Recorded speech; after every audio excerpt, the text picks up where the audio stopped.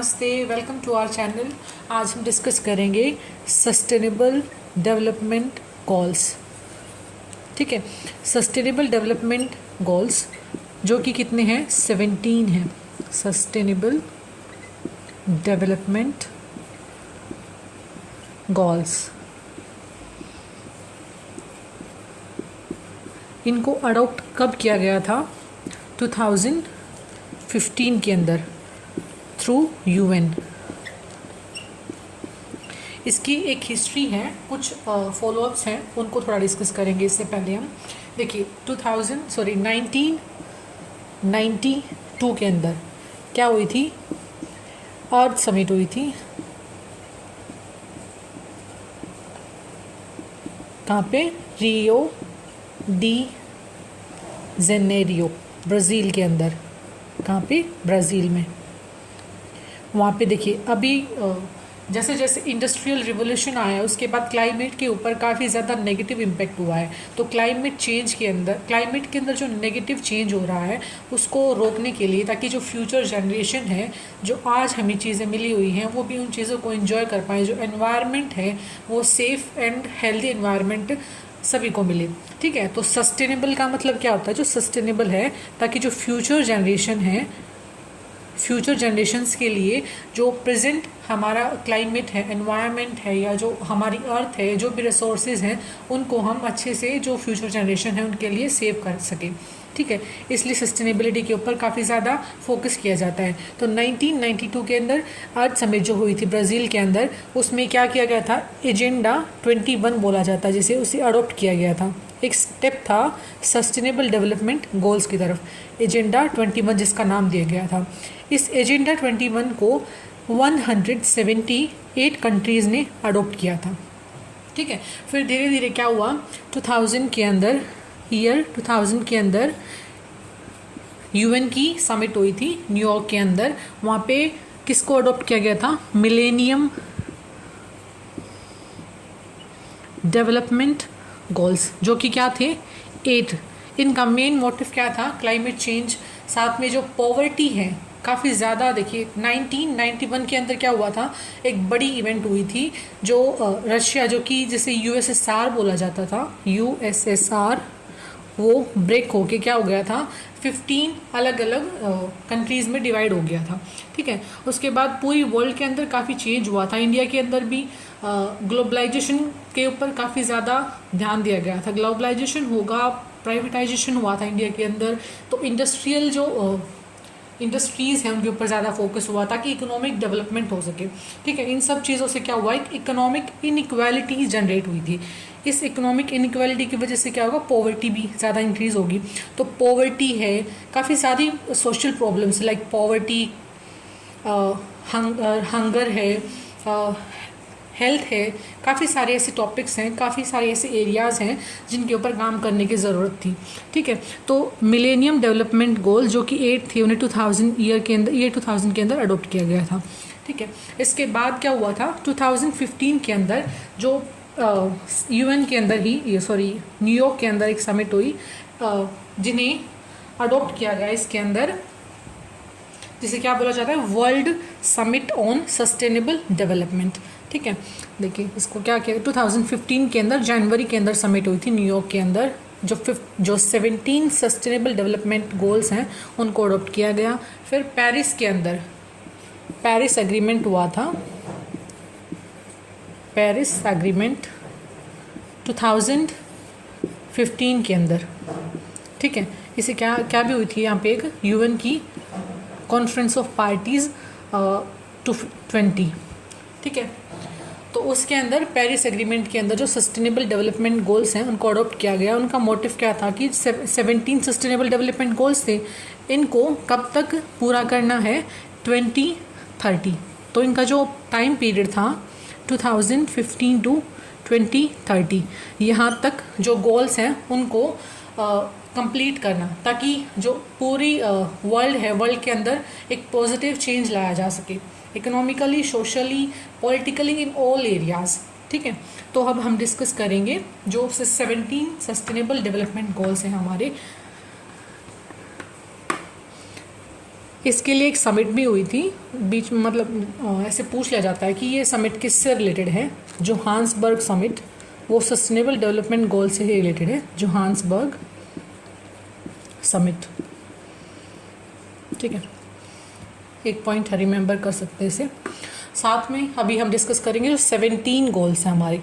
इन 17 goals के 169 targets हैं। काफ़ी जो अभी एग्ज़ाम्स हुए हैं फ़िलहाल कॉम्पिटिटिव एग्ज़ाम्स में काफ़ी पूछा जाता है सस्टेनेबल डेवलपमेंट गोल्स के बारे में, तो अब point two point one by one उनको हम डिस्कस करेंगे। तो फर्स्ट हम देखिए एक स्टोरी की फॉर्म में इनको ध्यान में रख सकते हैं। देखिए सबसे पहले क्या है, जो सबसे बड़ी प्रॉब्लम है वो क्या है, पॉवर्टी। ठीक है, तो फर्स्ट जो सस्टेनेबल डेवलपमेंट गोल है उसका क्या मेन मोटिव है, पॉवर्टी को रिड्यूस करना। सेकंड, अगर पॉवर्टी गरीबी दूर होगी तो उसके बाद क्या होगा, खाना अच्छे से मिलेगा तो ज़ीरो हंगर होगा। ठीक है, सेकंड गोल हो गया हमारा। भूख मिट गई, भूख मिटने के बाद हमारे क्या होगी, किसके ऊपर फोकस करते हैं ताकि हेल्थ अच्छी हो। इसके बाद जो थर्ड गोल है हमारा वो क्या होगा, गुड हेल्थ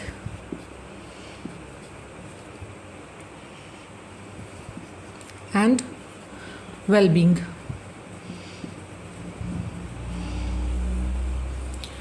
अब देखिए पॉवर्टी, गरीबी दूर हो गई, गरीबी दूर होने के बाद हमें अच्छा खाना मिल गया तो भूख दूर होगी, हंगर ज़ीरो कर दी हमने। उसके बाद क्या होगी, हमारी अच्छी हेल्थ के ऊपर फोकस करेंगे। अगर हमें अच्छा खाना मिल रहा है, खाने के बाद, खाना किस लिए खाते हैं, अच्छी एनर्जी मिले, हमारी हेल्थ अच्छी हो। ठीक है, तो गुड हेल्थ एंड वेलबींग।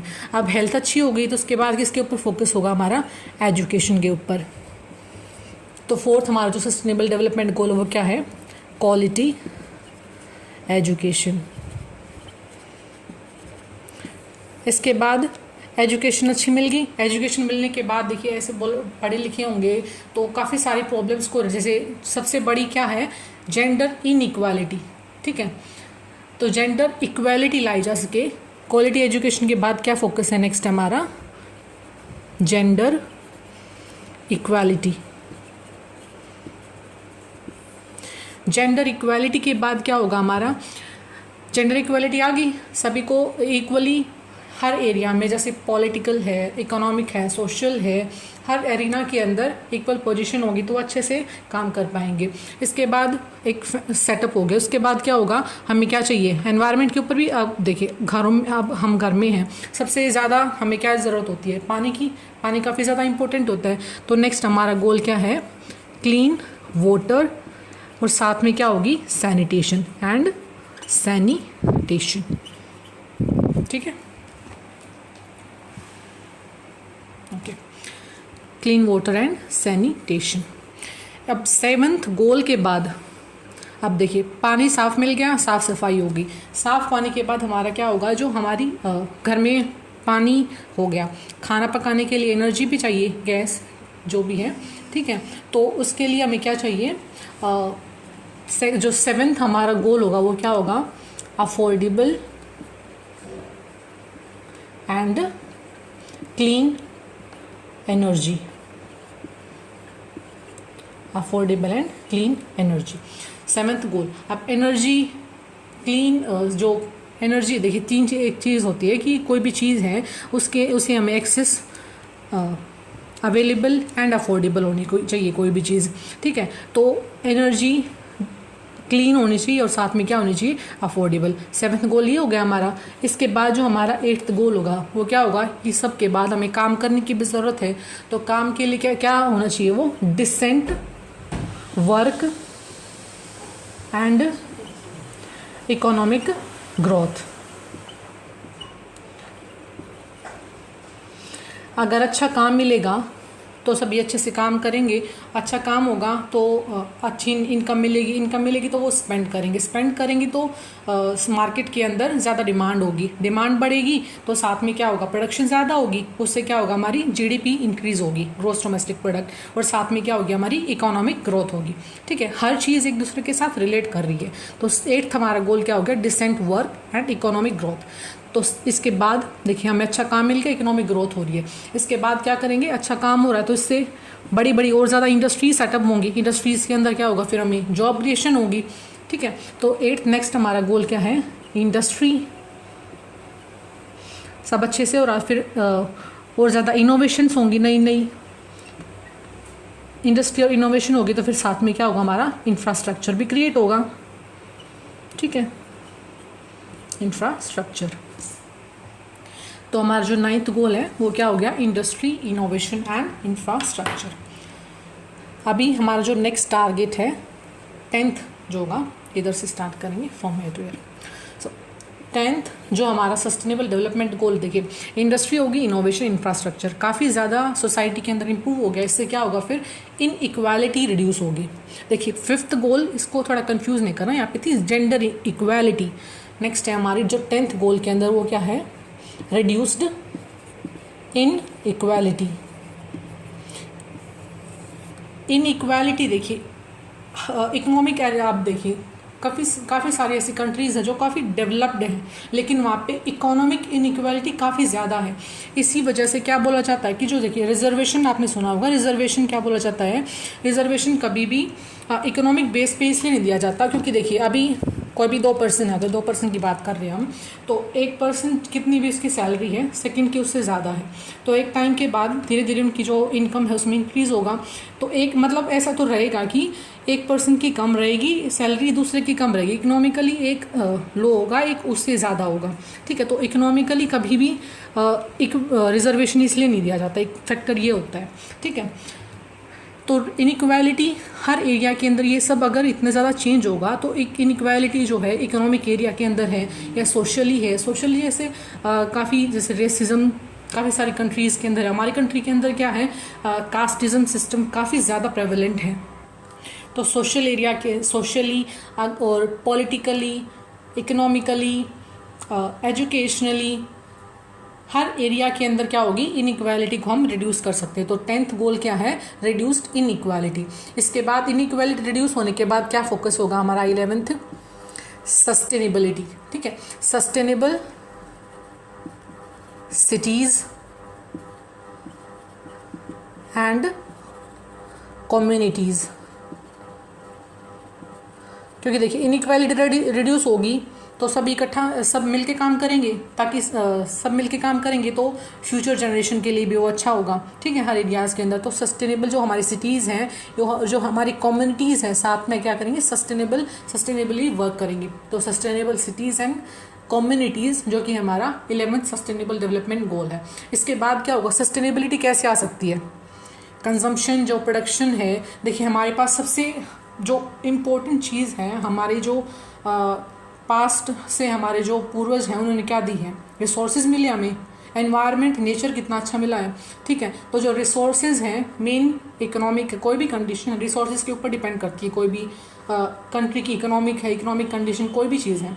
ठीक है, तो जो हमारे पास रिसोर्सेज हैं, अगर उनका हम अच्छे से कंजम्पशन करेंगे और प्रोडक्शन करेंगे तो उससे क्या होगा, सस्टेनेबिलिटी अपने आप ही मेंटेन होगी। तो जो हमारा 12th गोल है, सस्टेनेबल डेवलपमेंट गोल है, वो क्या है हमारा, रिस्पॉन्सिबल कंजम्पशन एंड प्रोडक्शन।